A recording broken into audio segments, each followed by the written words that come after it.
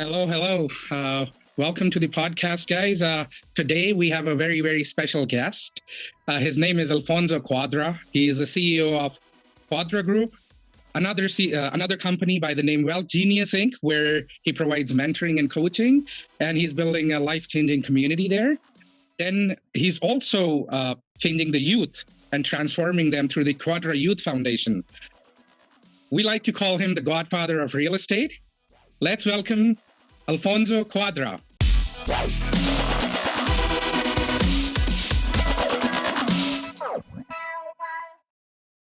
Woo, thank you. Yeah. Okay. I'm glad I'm here, my man. I'm glad I'm here. You're doing it. You got the podcast. It's official. Let's go. Yes. Thank you for pushing it. And now it seems a little simpler than it used to be in my mind. So it's getting better. Yeah. And you're doing a great job. So congratulations. Thank you very much. Okay, so let's start. So the podcast is about investors, by investors, for investors across North America. So we talk about the journey. So we'd like to know more about your journey, how you got into real estate, how you got into Canada. I know there's a very powerful story that you have. I always get goosebumps when I hear it about the refugee and how you came here from war and everything. So for the audience, let's go ahead and tell your story, enlighten us. Yeah, I won't go too much into it, but I'll give you the cliff notes. Okay? Absolutely, yes. Born in Latin America, Central America, El Salvador to be exact. Yes. During a time of war. My mom was a journalist, and she would talk about the truths and injustices that were happening with our government. Mm-hmm. She, was illegally detained, so she was brought to prison. She was going to serve a 40-year sentence. My grandparents kept me in hiding, and so I was kept in hiding for about 3 years, and I was not allowed to go outside. I was not allowed to interact with other kids, things like that. And so that's kind of how my life started. And between the ages of 2 to 9, we pretty much spent it hiding from governments, war-torn countries, going from country to country. We actually came to Canada as, landing refugees, which is this. I came here twice, but, to give you the cliff notes, I came here as a landing refugee. And because I had so many gaps in my learning, because I didn't go to school like most kids, I had a trouble integrating into the education system. Ultimately, I was not inspired in school. And by the time I was 15, I dropped out of high school and I left home. Now I'm 15 years old, high school dropout from a war-torn country, no self-confidence. I didn't believe in myself, right? I didn't find myself of any value. I leave home. Now I'm homeless, panhandling for change, living on the streets. And so I went through some really dark times. And Harsh, you probably have a dark time like that. I mean, I think everybody has had a time in their life where it's dark. And I always tell people, my story is not different than anybody else's because it feels real to everyone. There's people probably that have gone through horrific things in their lives. Yes. It's no different than your darkest time because it probably felt the same. Right? Yes. And so absolutely. Me, I had a life-changing moment when I was 17. I became a father. Yes. And you've met my daughter, right? Yes, absolutely. From the moment she was born, it just kind of changed my life, and it put me on a trajectory to build something. And I don't know, I had this feeling that I wanted to build, I wanted to create. I don't know, something happened to me when she was born. Yeah. It was unexplainable. You can't really explain the feelings sometimes. I do get it. Yeah, it's like I stopped blaming the world for my problems. Yeah. And I started to take responsibility over my life. Okay. I discovered purpose, right? And yes. If you have a purpose that's powerful enough, you become unstoppable. Yes. So that's important. And it was a time of self-reflection and massive action because there's urgency and there's absolute power and urgency. And so I went back to school. I started a business as a result. that business ended up being a successful business. By the time I'm 19, I opened my first physical location. I'm 21, I have locations all across Canada. I'm making millions of dollars. The problem was I was not financially literate, right? I didn't have any financial literacy at home. My mom, being a immigrant mom, that the only thing my mom wanted, it was for me to go to university, get a university degree. And I knew that academics just wasn't going to be for me. And I wanted to be in the business world. And so by the time I'm 24, I'm almost at the point where I'm going to lose everything until I made some changes. And those changes was I started to educate myself on wealth. And that was the game changer. Because once I started to learn about wealthy people, and I say this to everyone, you want to be wealthy? Study wealth. Yes. Study wealthy people, right?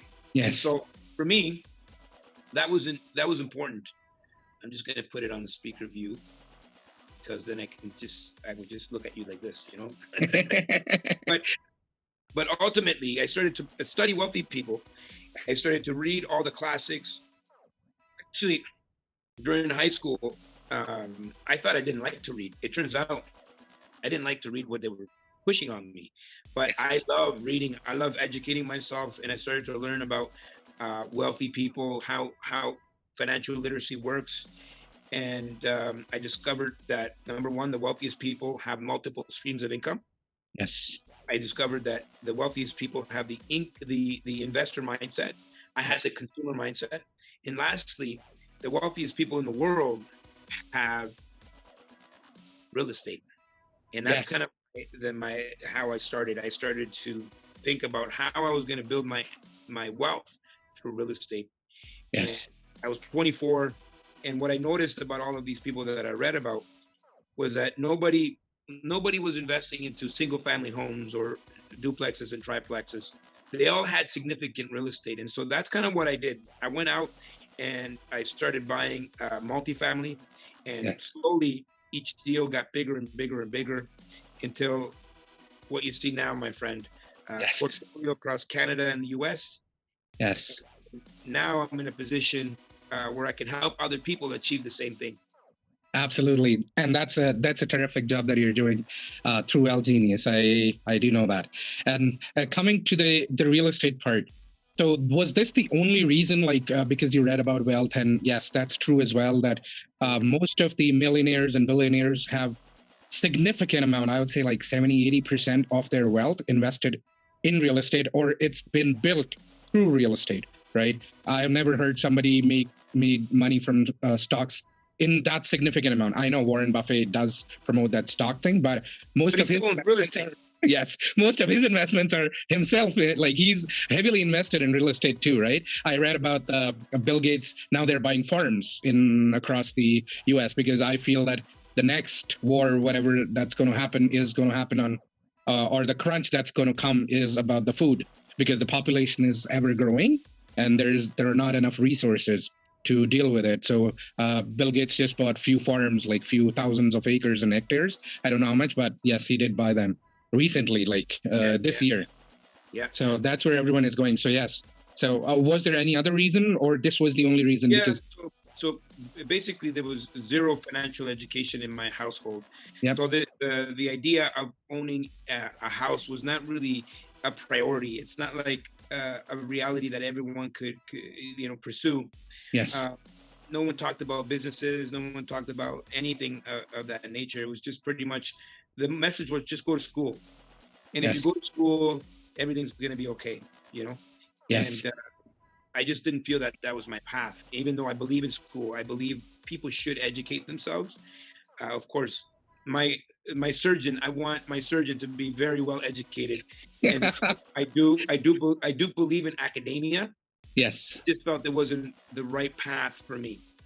Yes. And I do believe academics, if some people preach that academics is a waste of time, what I believe is academics are necessary to make you literate, right? If you're not even literate, you'll not even go and know about the things that you want to do, right?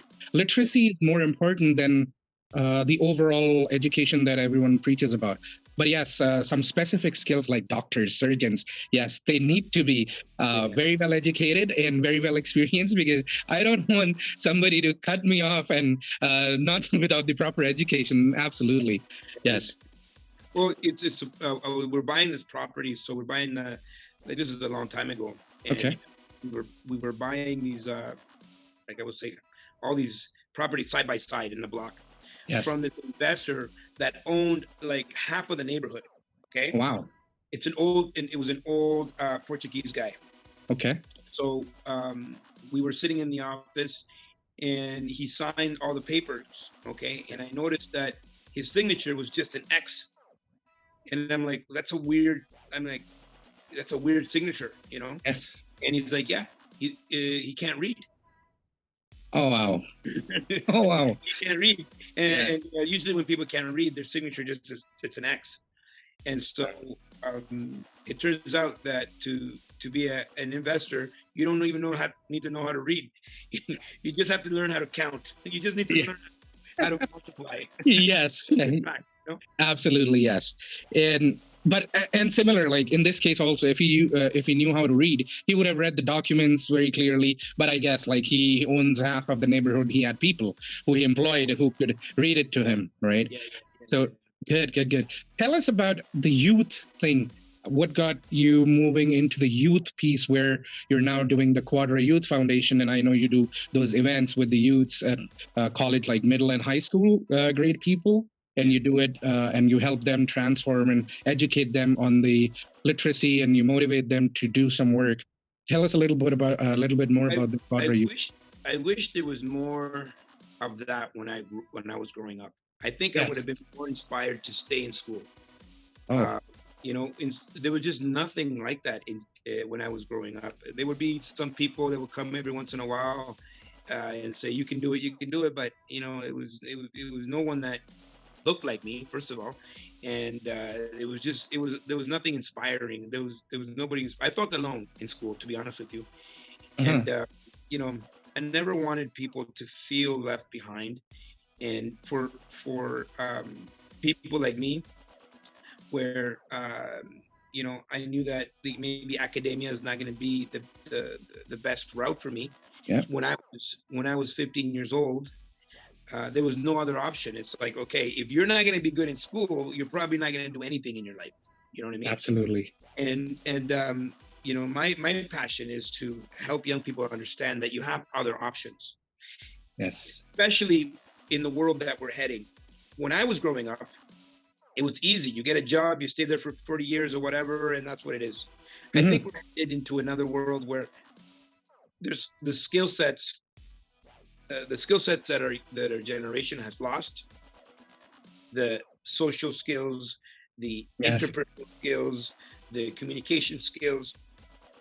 Some of those skills are going to be so valuable in the next 10 years, because for the past 10 years, you know, young people are just kind of stuck in their gadgets, and they're not developing those social skills. I remember when I was a kid, I could go outside and instantly you make friends and you play with other kids. Like, it's almost instant. It was not like you had to like try, right? It's Absolutely. just like another kid. I'm going to talk to that kid, right? Yes. And so, you know, I think the next generation is losing a lot of that.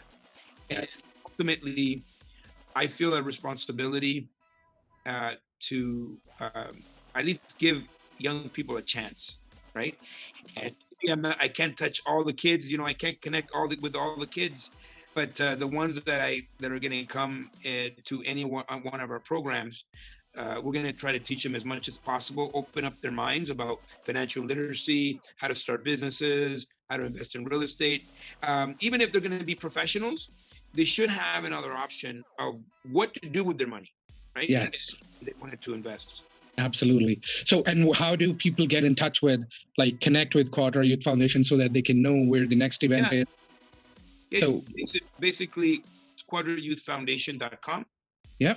And what we do is we connect with people that have boots on the ground. Yes. And we're looking for people to help us put young people in the room, right? Yep. Okay. Minimum 20 people. Yes. There's no, you know, like minimum 20 people, and I will fly down to anywhere in North America, and I will deliver the program. It's a one-day program. We'll fly down the team. There's no cost to anybody. There's no cost to the young people. It's just all about being in a position where they can be exposed to some of this stuff. Okay, and what age groups do you? 12 to 17 is the best. Okay. So in the high school, like when they're kind of leaving the school side and preparing for the next version, like the university or maybe the college. Okay. Yeah. Okay. Well, we discovered that it's 12 to 17. They can actually start using these concepts right now. Oh, okay. Right. So, out of these events, we've had a lot of young people start businesses. I had one of my students at 16 started a barbershop in his basement. Oh, wow. Now out of his basement, I think he's 18, he's making $3,000 a week. Just Whoa, that's $12,000 to $14,000 a month. Yeah. Wow. Yeah, that's incredible. He actually trained his other friends to cut hair, and his basement became this like salon. Incredible, phenomenal. Wow. Okay, now talk about the Cuadra Group and the Wellgenius part, where I guess the Cuadra Group is where you are buying all your investments and everything. And what's great about it is like you own almost $1,000 now, right? Almost $1,000 under management, which is incredible. Like not many people get to achieve or reach that level.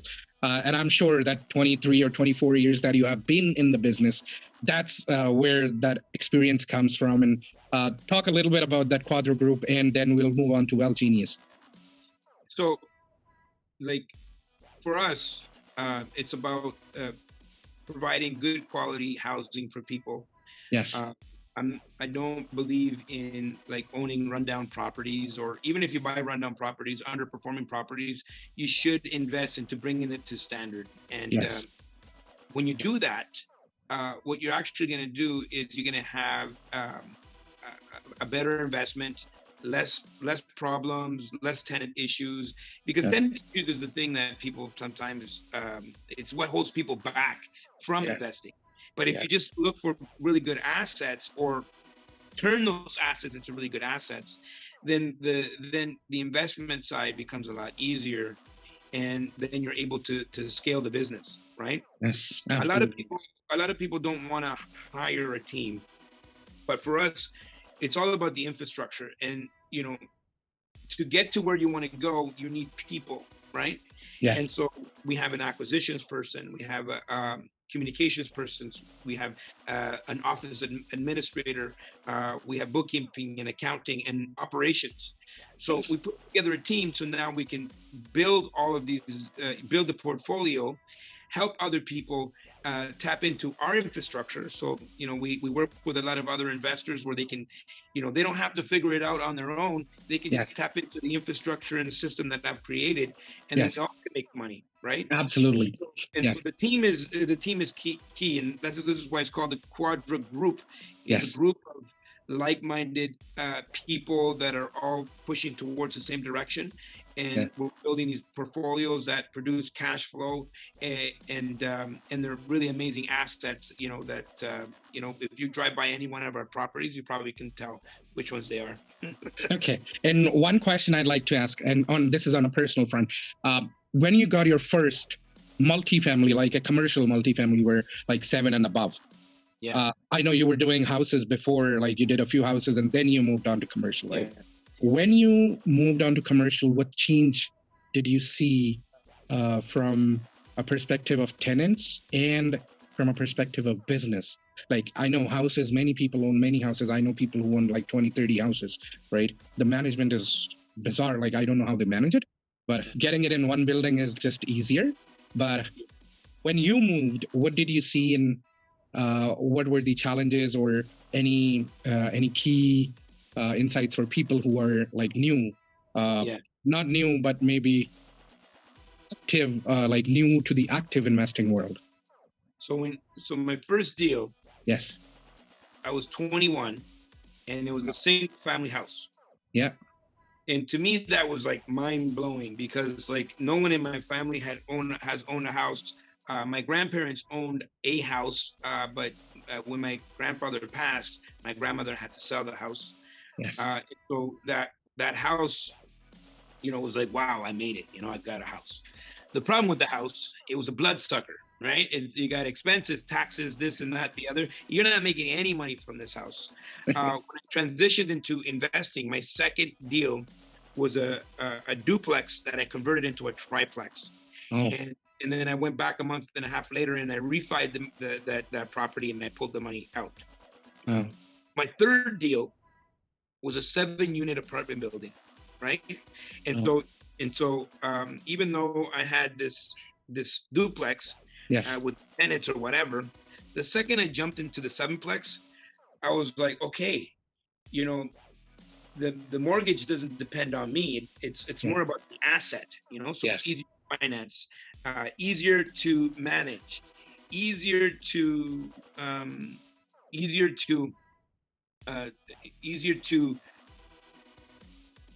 manage from a perspective of, everything is in one place, everything's contained Yes. in one place. Yes. And then I said, this is what all I'm going to do, right? I'm going to do multifamily. And my fourth deal was a 10plex. And so, that's kind of where I stand. It's like, it's a big difference. 10 units all in one place versus having 10 different single family house all over, running around town everywhere. And so it was easy for me to see that this is a business.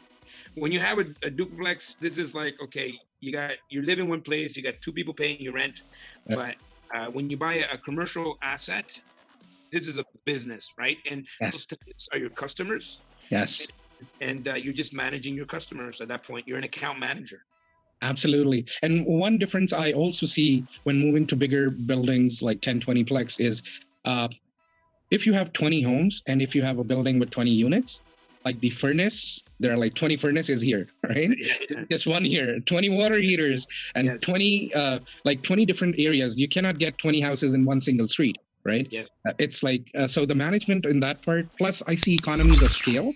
And like you say, like the rent part, right? Where in the duplex, if somebody goes, 50% of the mortgage is jeopardized. In a 20plex, if one person goes, it's like 5%, right? Yes, so it's like a non-event.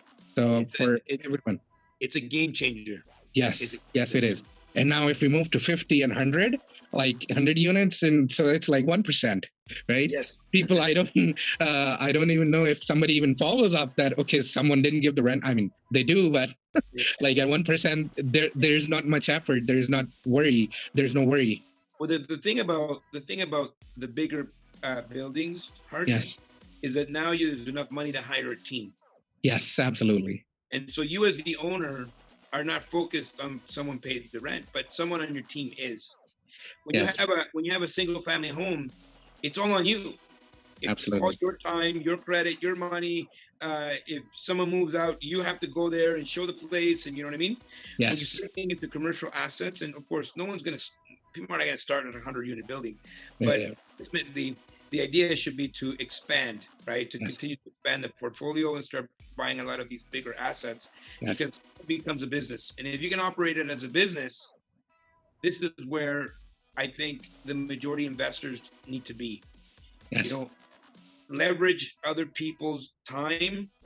And if you look at all the wealthiest people in the world, own other people's time, right? So Richard Branson employs 100,000 people around the world. He owns a lot of time versus trading your time for money, right? And so if you have a single and you're going there and plunging the toilet, you're actually trading your time for money. Absolutely. And to get $200 cash flow to plunge a toilet, you're better off working at Tim Hortons sometimes. Yes. No, absolutely true. All right. So now we want to move on to the Wellgenius part, where you created this community around 3 years ago or 4 years ago. Yeah. So officially it was 2018. Okay. But it was very much of a private community that I was, because I've been doing training for over 15 years. And I've been training for a lot of other educational platforms. I've been on stages all over the world. Yep. And so what I missed was having hands-on people. I wanted to see someone through the whole process. I enjoy coaching and mentoring. That's kind of things that fulfill me. And so in 2018, I just went to my community and I started to connect with people. And I said, listen, I'm going to turn you guys into millionaires. And that's kind of what I was doing, kind of like, it was just like a private group until the pandemic hit. The Oh. pandemic actually created time in my life in order for me to now be open to receiving more students. Yes. And the second I did that, people started coming in like crazy. And Yes. so I knew at the very beginning that I needed to formalize it. I needed to create a platform because a lot of these people were lost. And so, we grew actually pretty quickly. We went from like, in 2020, we went from 30 to like 80 members in that year. And then in 2020, from 2021 to 2022, we went to like 100 and something members. We were like 130, 140 members. And from 2022 to 2023, we went from 130 to 800 members, right? Wow, incredible. So if this didn't happen, if I didn't organize and I create a proper system from the very beginning, this would be this would not even be possible. In fact, if you share that with people, it's not even believable. You know what I mean? Oh, yes. Coming from 100 to 800, it's and that's like maybe like 14 or 15 months in total, like from 20. So that's like on an average, like 50 plus people every month. Yeah. Wow. And so that means that we did something right. Yes, absolutely. Look, Harsh, 2 weeks ago, we just launched our website. Yes. And so we defied all business logic, right? We did everything opposite. We built the community. We built the program. We built the community. We supported the people first before we started advertising and websites and all of that stuff, which is important for a business. But for me, it's all about the people. Yes, yes. No, you are a very, very people and personable person. Not everyone is able to get to that level, especially me. I like to I mingle a lot with people, but sometimes I like to sit alone as well. Well, there's people that enjoy time by themselves. I don't. Yeah. Okay. So any tips for the viewers or the listeners, because we'll be also putting it on Apple and Spotify. So any tips for any new coming investors or who want to get started or who are just on the verge? Should I not? So any tips or anything that you would like to say to them? Look, at the very beginning, if you're looking at every deal the way you've always looked at deals, yes, if you're doing anything the way you've always done it, you will get more of what you've always had. So the very first thing that you need to do is expand your mindset, right? Yes. I don't care who you are. You're living way beneath your potential. And so nothing starts until we can tap into your full potential or more of your potential. Number two, you got to get educated. Without education, nothing happens. It's all about the intellectual currency. If you focus on getting that intellectual currency, and the more intellectual currency you have, the less actual currency that you'll need. Yes. It doesn't have to be Wellgenius. It does not have to be, but find a place where you feel good and you can learn from other people. Absolutely. Get around the people that have the results that you are looking for. One of the things that makes Wellgenius special is the people, right? Yeah. And our lives are a direct reflection from the expectations of our peer groups. Yes. Change your peer groups, change your life.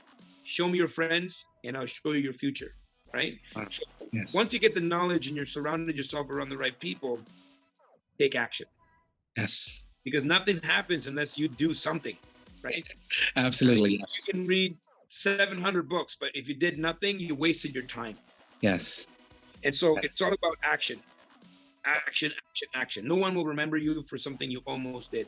Yes. Just That's expand the mindset, build the knowledge, join coaching programs, mentorships, community, and then ultimately take action.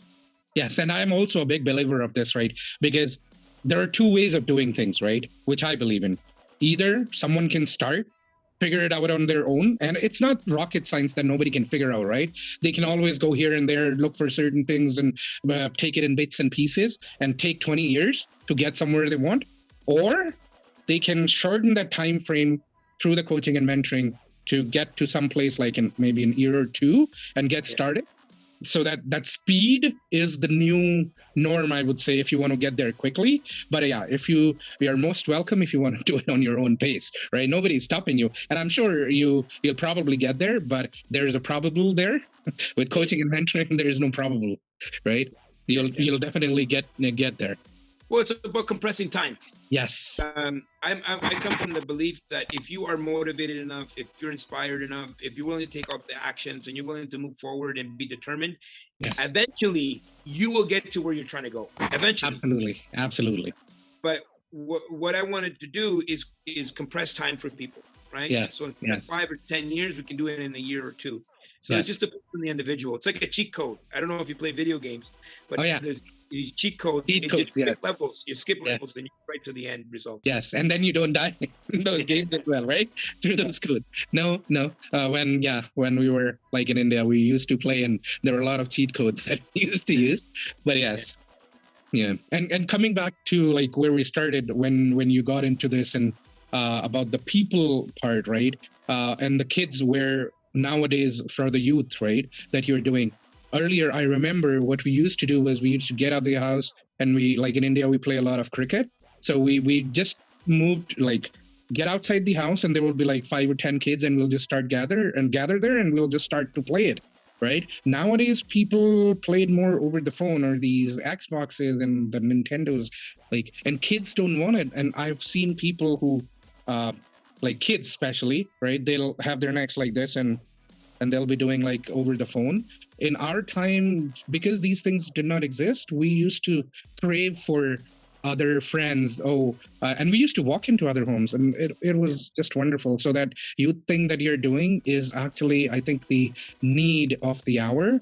It is really, really needed, because the phones are, yes, they are getting smarter, but people are getting dumb through that, right? And they're losing connections, right? Which are the most important thing, because by the time they go out in the market, when they're in jobs, they just, that's a different world altogether, right? Yeah. So it's yes, so that you're doing is just incredible and wonderful to help the youth. Appreciate that. Yeah, and I think more people should be doing that. So yes. So we can do it together. If you don't know how to do it, just reach out, and we can do it together. You know. For sure. Yeah. I built the foundation to have a platform to be able to do this, like formally. You know. Yes. Okay.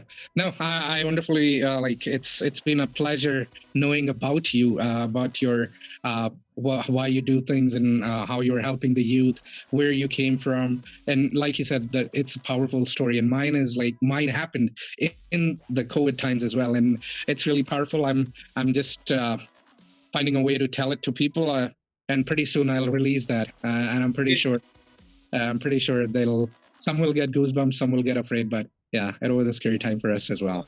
Well, I'm looking forward to it, my man. Absolutely, yes, absolutely. All right. I don't have any questions left anymore. And people, if you would like to reach out to Alfonso, you can reach out to the community Wellgenius or the Cuadra Group, and you just go to the website, or you go to the Cuadra Youth Foundation website, and you can connect with the team there. And hopefully, we'll see you soon somewhere in one of the boot camps or any of the events with Wellgenius. And Alfonso will be on the stage helping us out. And so we'd like to thank you. And like you say, you should say it like the stay at the top. Alfonso loves you, and we'll see you all at the top. Yeah. Thank you very much.